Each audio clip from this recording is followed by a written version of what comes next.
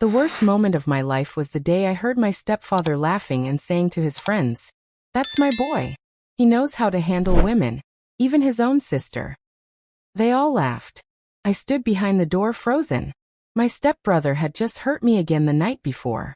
I was only 13, and he was 18. It had been happening for years, and now I knew. His father not only knew about it, he was proud of it. That night I didn't cry. I didn't scream. I didn't break anything. I just stood there, my legs shaking, my heart racing, and something in me broke quietly. I knew I had to find a way out, a way to survive, a way to stop it all. But how? I was just a girl, and they were the ones in charge. Let me tell you how it all began. I was 8 when Mama married Mr. Johnson.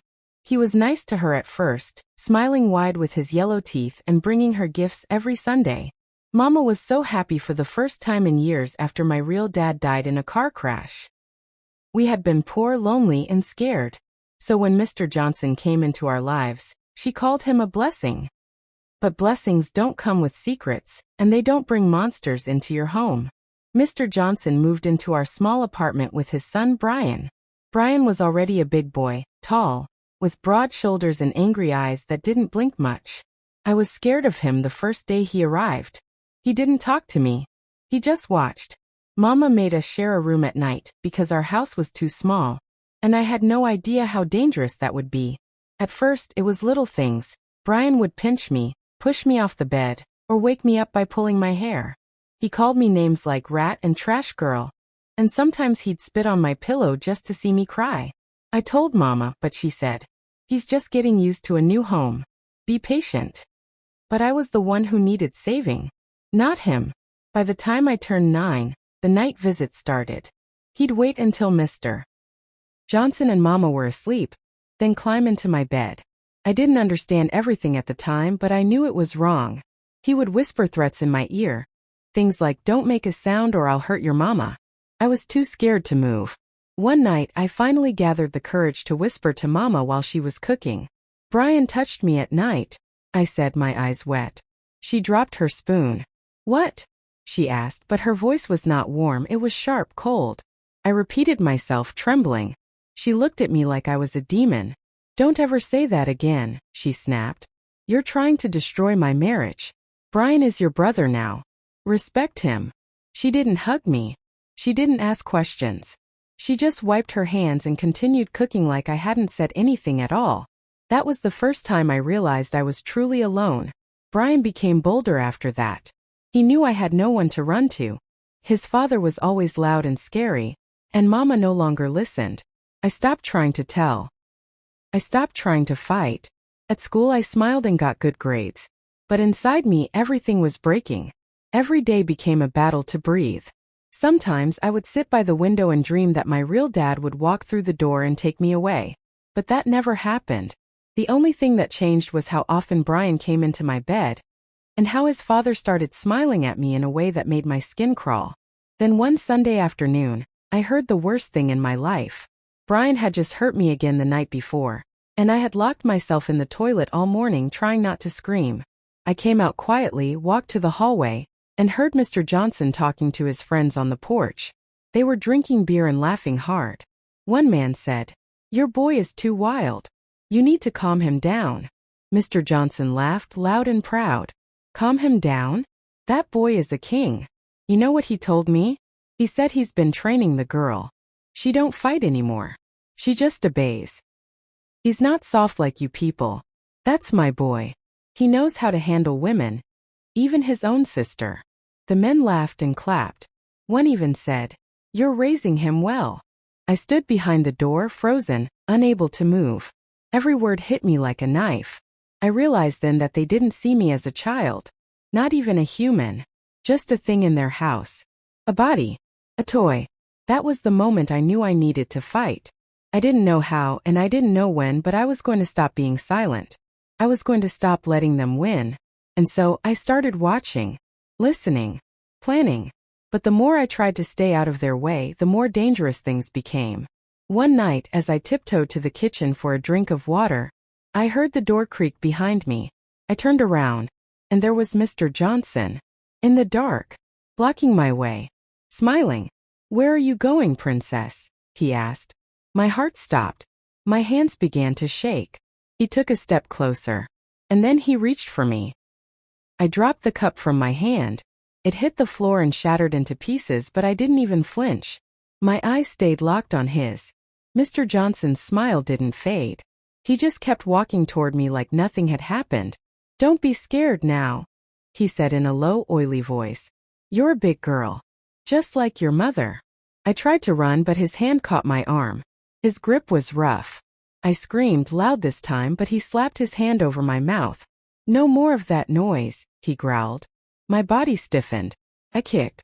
I scratched. I bit down on his finger until I tasted blood. He let go of me with a loud grunt and I ran barefoot, straight into the hallway, up the stairs and into my room. I slammed the door and pushed the table against it. I cried all night, hugging my knees.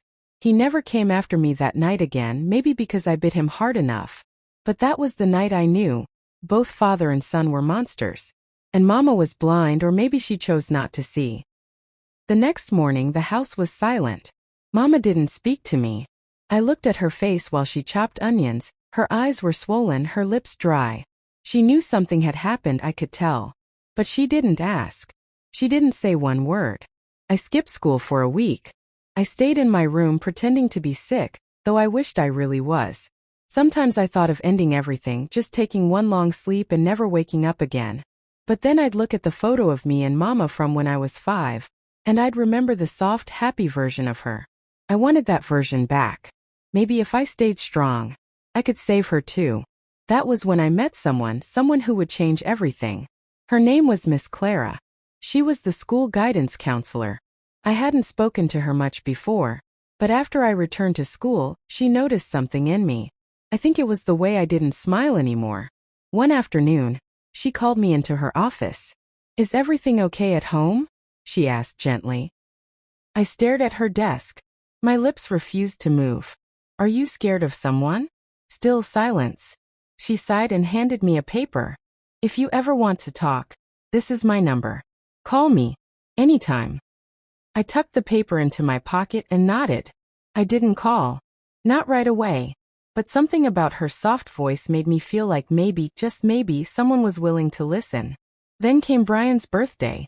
Mama threw a little party for him, bought him cake, and invited some of his friends. They all laughed and danced, and Brian acted like he was some kind of prince. I stayed in my room. I locked the door. Later that night, after the guests had left, he came knocking. "Open the door," he said. I stayed quiet.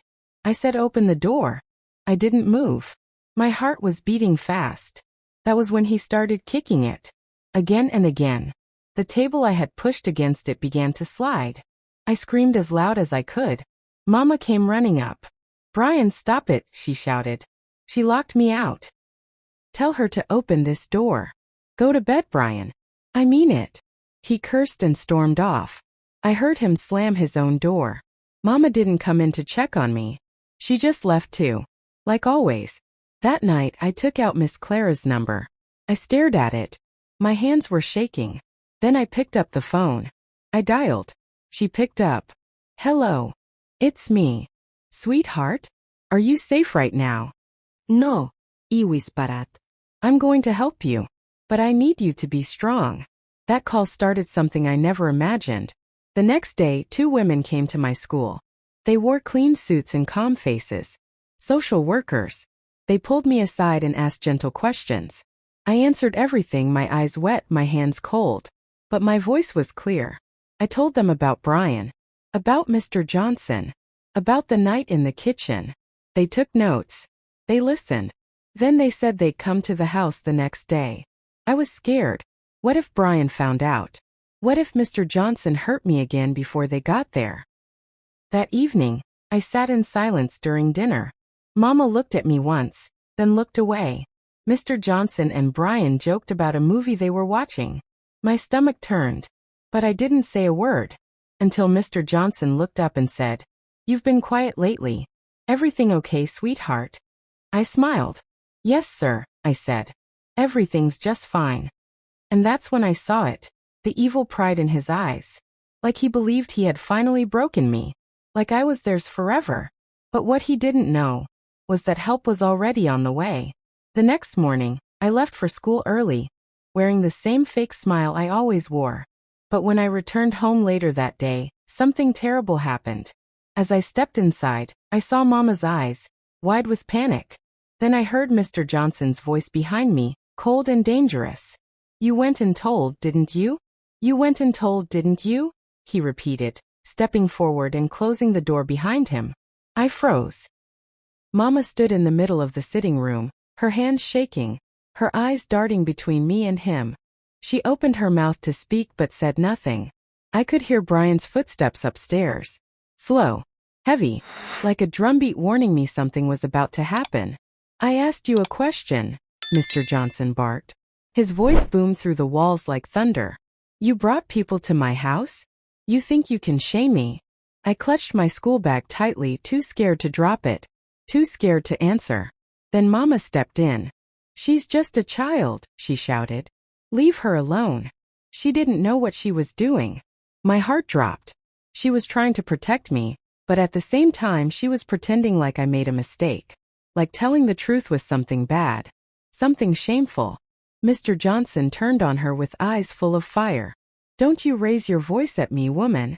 This girl is trying to destroy us. Destroy you." Brian appeared at the top of the stairs, chewing gum and smirking. "Told you she'd snitch eventually," he said. Mr. Johnson stormed forward and slapped the wall next to my face, making me jump. "What did you say to them?" he hissed. "What lies did you tell?" I opened my mouth, but only a tiny squeak came out. Then Mama grabbed my hand. "Go to your room, baby. Now." I ran. I didn't wait for another word. Upstairs, I locked the door, pushed the chair against it, and crawled under my bed. My body was shaking like dry leaves in the wind. I could hear them downstairs, arguing, yelling, things falling. But I stayed under the bed, hugging myself. Then silence. It lasted hours. Late that night, my bedroom door shook violently. "Open the door." Brian growled from outside. I didn't move. He started banging. I said, "Open it." This time I screamed at the top of my lungs. "Help! Somebody help me." But the house was silent. Then I heard a siren. A loud one. Very close. Then banging, but not on my door. On the front door. Voices. Footsteps. Someone shouting, "Police! Open up!" I crawled out from under my bed and peeked through the window. 2 police vans were outside. Blue lights flashing. Neighbors had come out to watch. The door finally opened. I heard Mr. Johnson yelling, "What is this? You can't come into my house without a warrant." Then another voice, firm and clear. "We have reports of child abuse. Step aside." I opened my bedroom door slowly and stepped into the hallway. 2 female officers were already walking up the stairs. They saw me and one of them gave me a soft smile. "Are you okay, sweetheart?" I nodded, but tears fell from my eyes. They led me downstairs.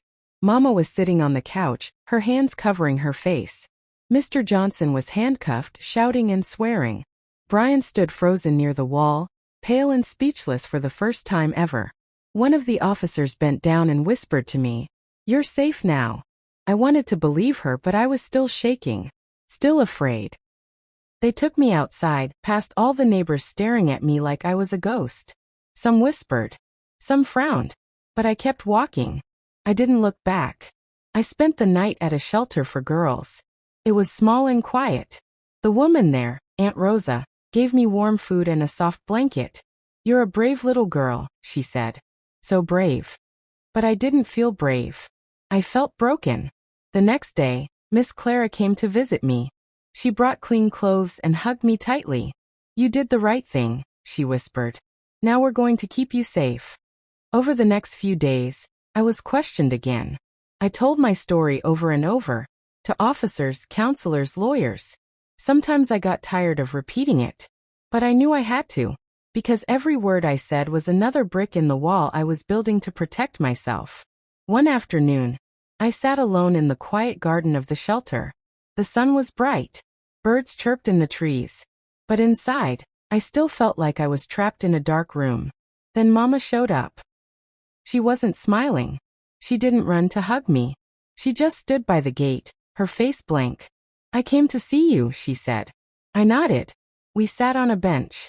The air was thick between us. I didn't know it was that bad, she whispered.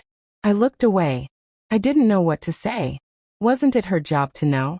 Mr. Johnson's been arrested. They're pressing charges. So is Brian.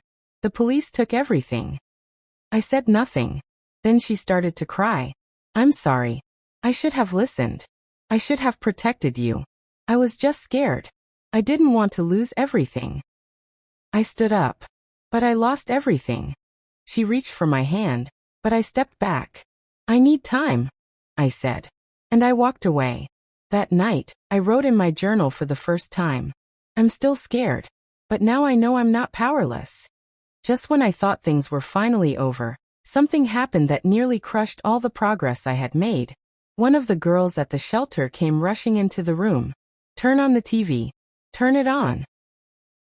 We all gathered in front of the screen. There he was. Brian. Smiling.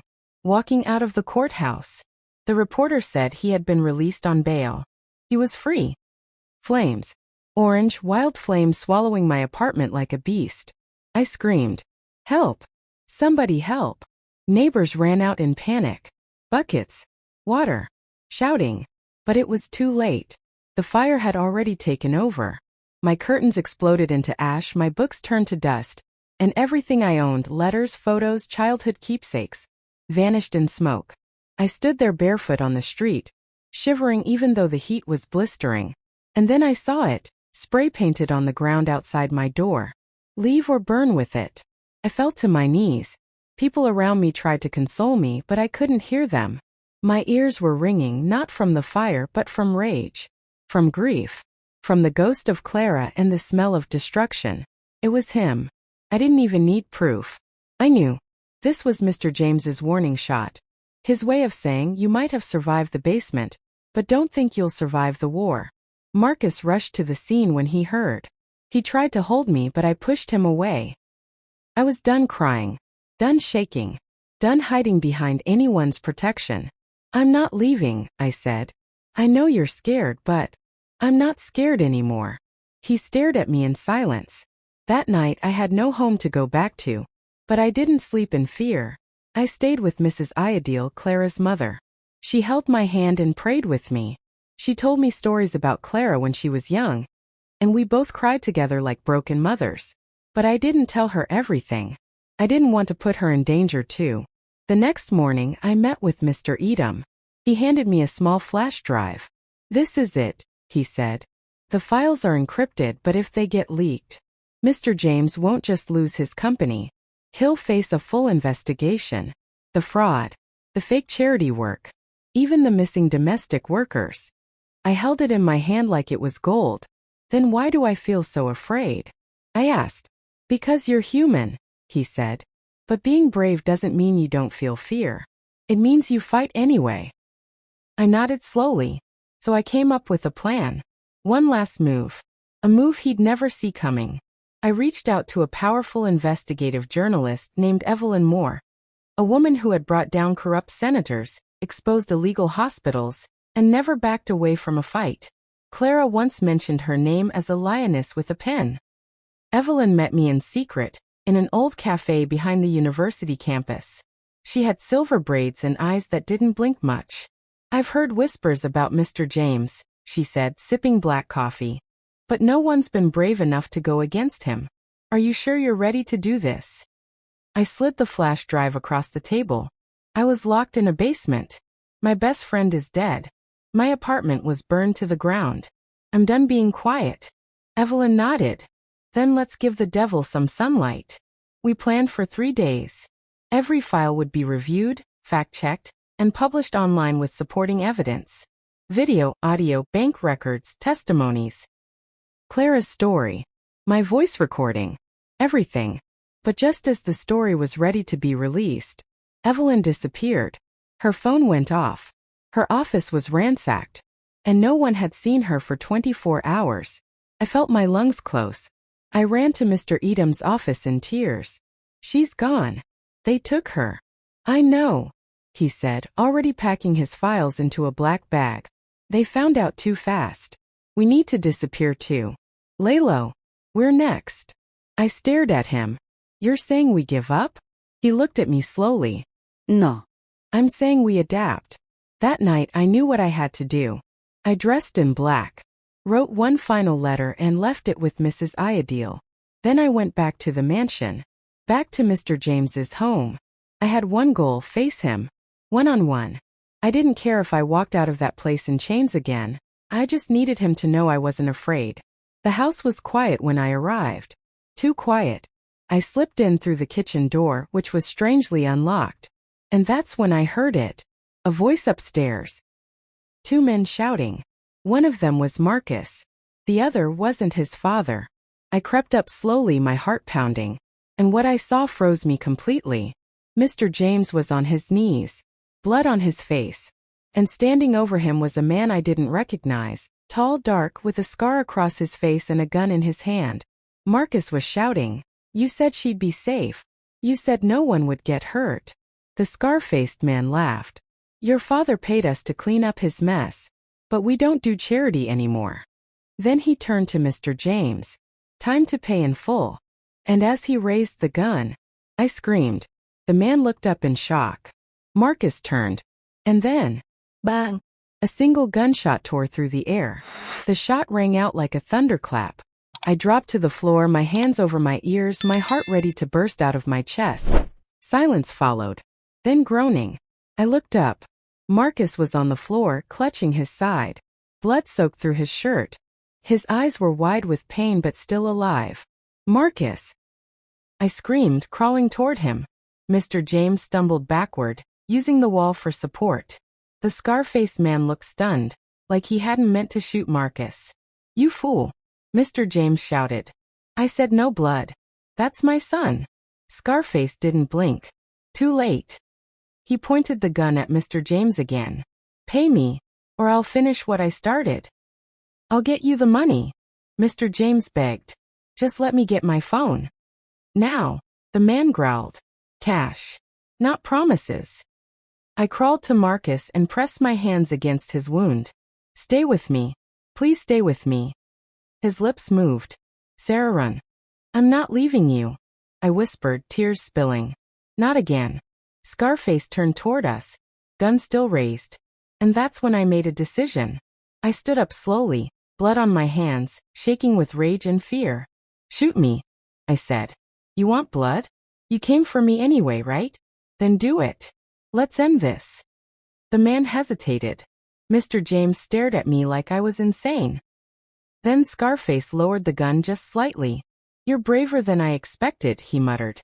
And suddenly red and blue lights flashed through the windows. Sirens screamed outside.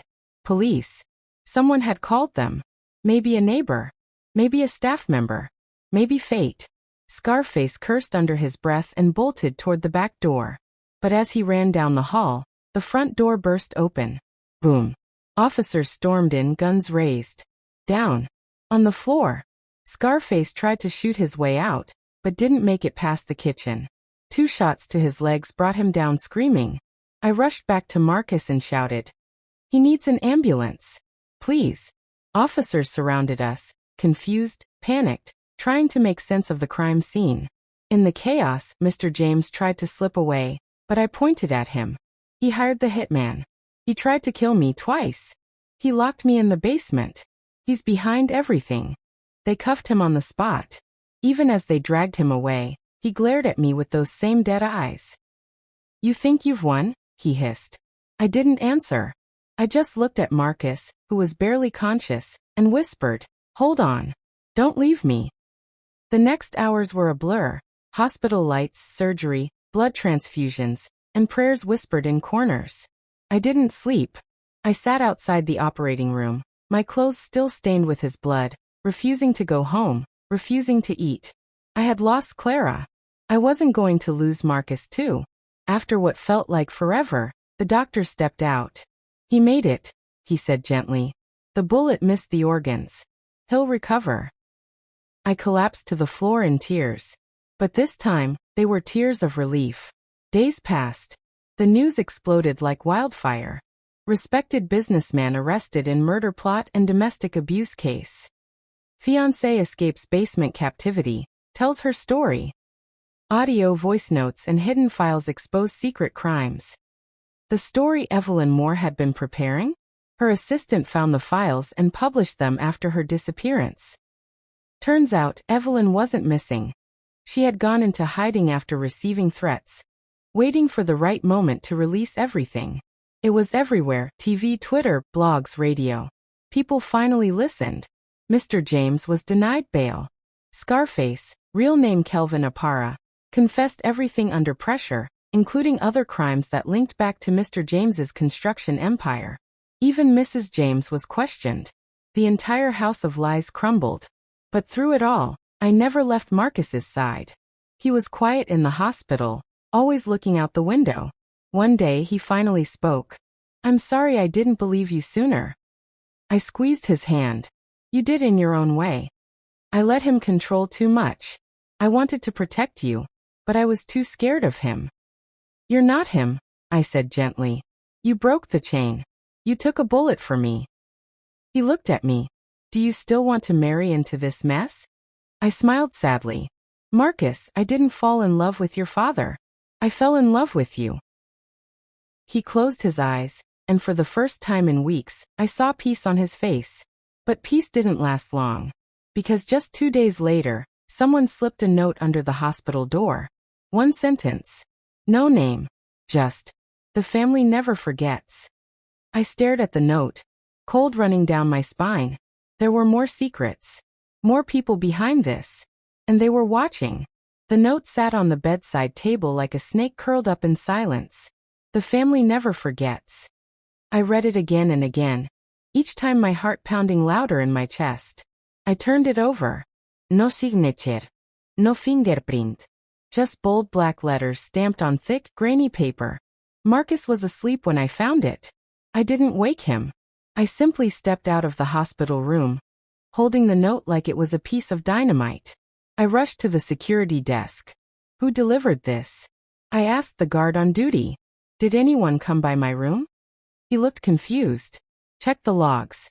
Reviewed the hallway camera footage. But there was a gap. 2 minutes missing from the recording. "They must have tampered with it," he whispered. "Someone inside." Inside. That word echoed in my mind like thunder. Inside the hospital. Inside the police. Inside our lives. Mr. James might have been behind bars, but the roots of his power went deeper than I'd imagined. This wasn't over. I called Mr. Eatham. He came within the hour, eyes tired, coat stained from the rain. I handed him the note and he frowned deeply. "This is a warning," he said. "Someone is still loyal to him. Maybe family. Maybe one of his crooked business partners. We can't trust anyone right now. We have to move Marcus.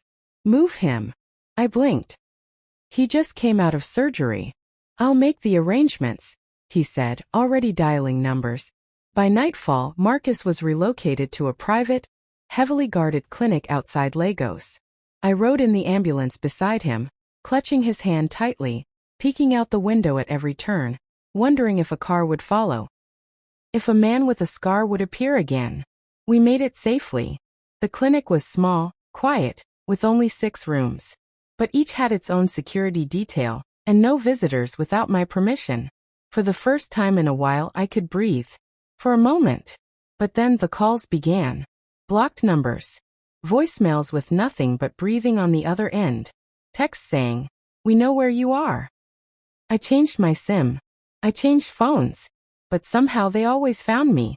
Edom warned, "These people have contacts in telecom. This is high-level stuff. You're not just dealing with a father-in-law anymore. This is organized." But I refused to hide. Instead, I launched my counterattack. Evelyn Moore, now back in public, contacted me for an exclusive interview. A televised one. She said, "You've already inspired thousands, Sarah. But if you speak out with your face, your voice, the whole world will watch. They won't be able to silence you anymore." I was afraid, but I agreed. The day of the interview, I wore Clara's favorite blue scarf, the one she used to wrap around her head like a crown whenever she said, "Today, I feel like a queen. I walked into the studio with a camera crew waiting, lights burning hot, microphones clipped to my collar. Evelyn began. Sarah, can you tell us in your own words, what happened to you? And I told it. All of it. The basement. The threats. The envelope. The burning apartment. The gunshot. Clara's death. The note. I wept on camera. But I didn't break. When the interview aired 2 nights later, it went viral. Millions watched. Tweets exploded. Hashtags trended across Nigeria and beyond. /hashtag justice for Sarah. /hashtag Clara's voice. /hashtag expose James' empire. More survivors came forward. Former employees of Mr. James's companies. A teenage housemaid. A security guard. Even a cousin who had been cut off for knowing too much. Their stories matched mine. Patterns of abuse, intimidation, threats, hush money. With each voice added, the case against Mr. James grew stronger. Until he tried to end it all. News broke that Mr. James had attempted to take his own life in prison after learning that the Economic and Financial Crimes Commission, EFCC, was preparing to seize all his properties. But he survived. And that's when everything changed. His wife turned on him. Mrs. James, the same woman who once told me to stay silent, went on national TV and admitted that she had known about her husband's crimes for years, that she had protected him out of fear, that she had lied for him, helped cover his tracks, and even watched as he harmed others. But now she was ready to talk. The trial was set. Mr. James would face 15 counts, fraud, abuse, conspiracy, attempted murder, and more. But the night before the trial began, the power went out. In the clinic. At midnight. All the lights gone. Total darkness. I stood up, heart racing, whispering, "No, no, not now." The emergency backup lights flickered on. Then I heard it. Footsteps. In the hallway. Slow. Getting closer. I grabbed a metal tray from beside Marcus's bed. He was asleep, still healing. The footsteps stopped outside the door. A shadow moved under the door crack. Then, bang, bang. The door rattled hard, as if someone was trying to break it down. I raised the tray like a weapon, and the door swung open. I don't know how long I sat there on the cold basement floor, trembling and holding my breath. The moment my father-in-law left, I crawled to the farthest corner and wept like a child. My hands were bruised from beating the door. My voice was hoarse. My heart was broken. But I was not defeated. I don't know what changed in me that day. Maybe it was the pain. Maybe it was the humiliation. Or maybe it was the realization that no one was coming to save me. I had to save myself. I started watching his movements, listening to how many footsteps he took, noting when he left the house. I counted his meals. I smelled his cologne through the crack under the basement door. Every day, I whispered to myself, he doesn't own me. He will not win. One night, I heard the front door slam. Then silence. No television. No footsteps. No creaking. I waited a whole hour. 2. I pressed my ear to the door. Nothing. It was now or never. I searched the basement for anything I could use. That was when I found an old rusty pipe leaning behind the water heater. I held it in my hand like a weapon. With shaky arms, I aimed it at the doorknob and hit it over and over again. It made a horrible noise. I kept going. I didn't care if I got caught. Then I heard something. Not footsteps. A voice. It was a woman. "Hello." I froze. Again the voice. "Is someone in there?" My heart leapt. "Please help me." I shouted. "He locked me in here." She gasped and ran upstairs. I panicked. What if she tells him? What if he comes back before she helps?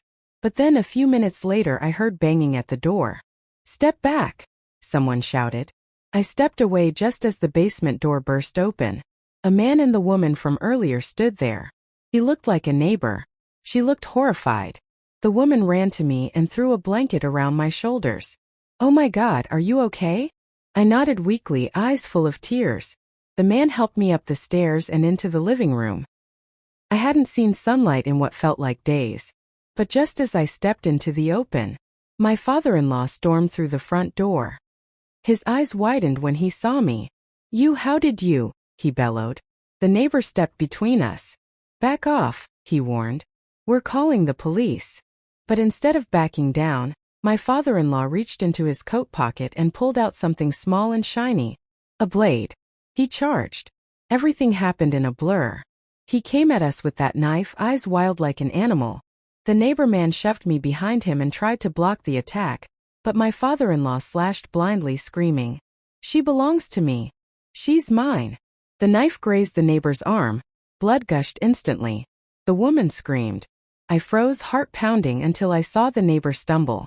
That's when I grabbed the metal pipe I had used to break the basement door and, without thinking, I swung it as hard as I could. Clang! It hit his wrist. The knife flew out of his hand and landed with a dull thud on the carpet. He howled and fell to the ground, clutching his arm. The woman ran outside, shouting for help. A dog barked somewhere nearby. Then I heard sirens in the distance. Finally, when the police arrived, they kicked open the front door and swarmed the living room. My father-in-law was still writhing on the floor. I backed away from him, tears running down my face, pointing. "That's him. He locked me in the basement. He beat me. He starved me. He abused me."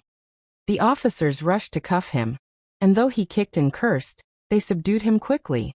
The paramedics arrived moments later and bandaged the neighbor's arm. They checked me too.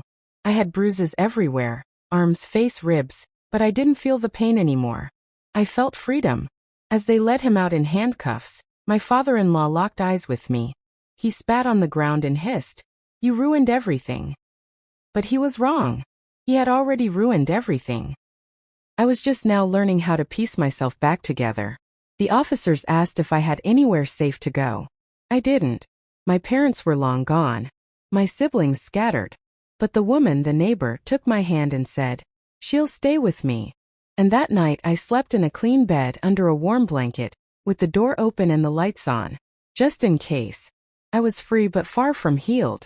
Because the worst part of my story was not over yet. The police would soon discover something buried beneath the basement floor. I woke up the next morning in a soft bed, sunlight peeking through the curtains.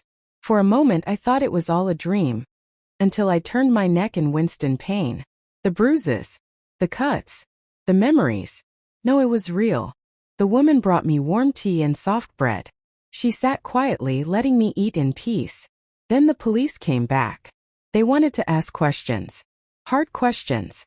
They wanted details of what my father-in-law did to me, and for how long. I told them everything.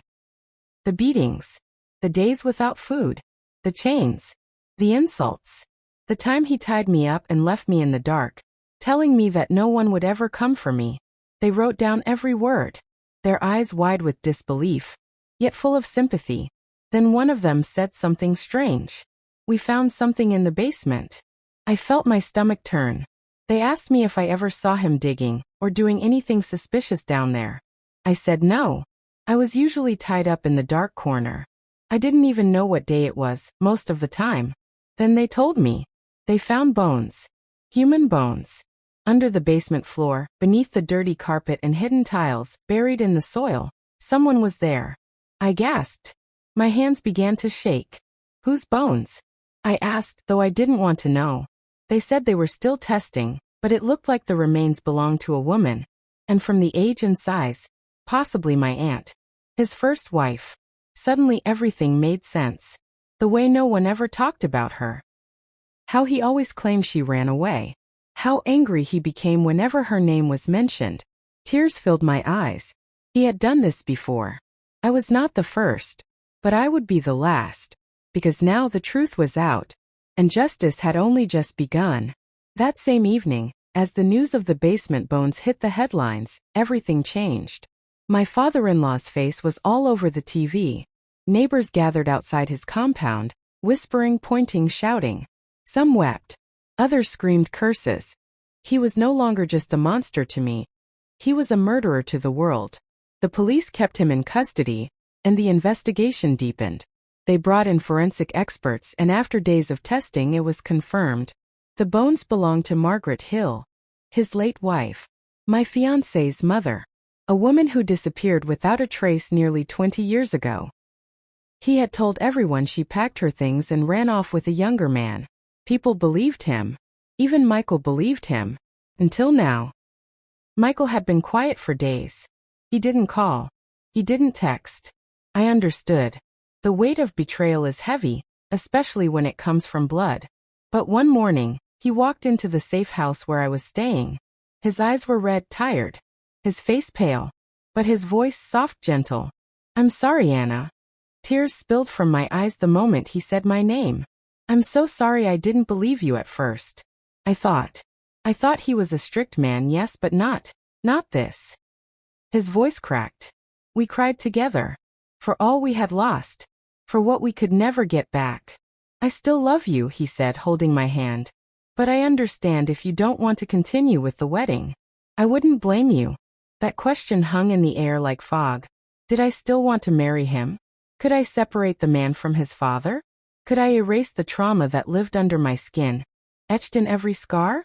I didn't have the answer yet. But I knew one thing for sure. I survived. Not just the bruises and pain. I survived the silence. I survived the threats. I found my voice. And I was never going to lose it again.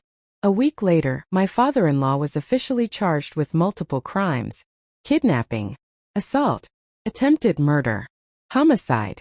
The judge denied him bail. But what shocked everyone most was the diary they found in a metal box under the floorboards of his bedroom. It was his confession, written in his own hand, page after page, full of rage, lies, and twisted pride. He had kept track of everything: what he did to Margaret, how he planned it, and how he buried her in the basement the same day he reported her missing. He even mentioned me. He wrote about locking me up, wanting to tame me before I married his son. He said I was too outspoken, too bold for a woman. He wanted to teach me a lesson.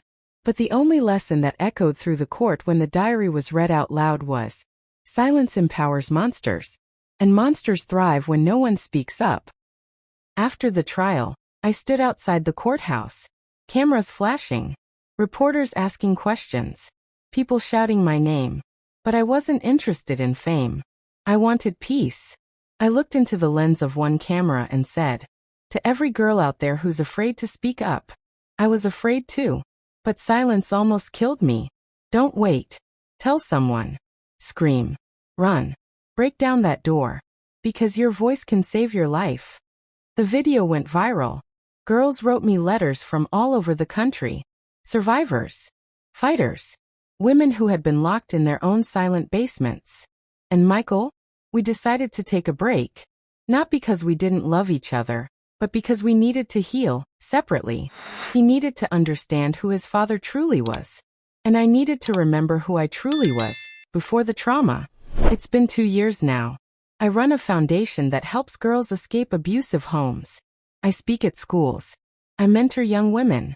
And every time I walk into a room, I remember that dark, cold basement. And the voice that once trembled in fear now says proudly, I found my strength.